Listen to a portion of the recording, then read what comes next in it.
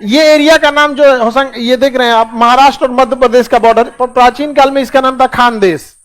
क्या नाम था? खानदेश। समझा गया कि नहीं? और राजधानी हुआ करती थी इसकी यहाँ पर होशंगाबाद के आसपास का एरिया यहाँ पर। तो ये छोटा, पहले तो छोटे छोटे राजा होते थे ना राजस्थान में, देखेंगे उदयपुर के अलग, मेवाड़ के अलग, इसके अलग। यूनिटी हम लोग में कहाँ थी? जब तक देश में कोई बड़ा शासक नहीं होगा ना, तब तक कुछ नहीं हो पाएगा। और हर्षवर्धन के बाद कोई शासक ही नहीं आया जो पूरे भारत को संभाल सके।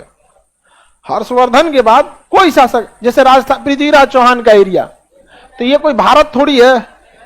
महाराणा प्रताप का एरिया राजस्थान, हाँ, चंद्रगुप्त मौर्य,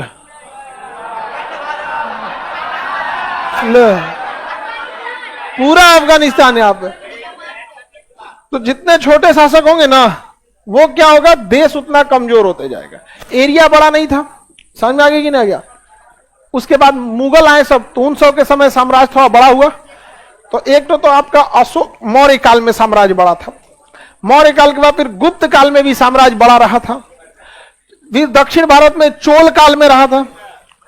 उसके बाद जो था आपका हर्षवर्धन के समय, हर्षवर्धन मरा, हर्षवर्धन की कोई संतान नहीं।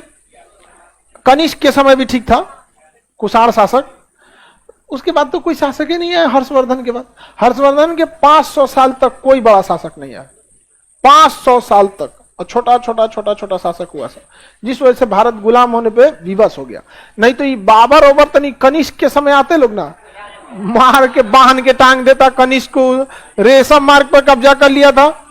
हर्षवर्धन के समय आए रहते, और राजेंद्र चोल के समय।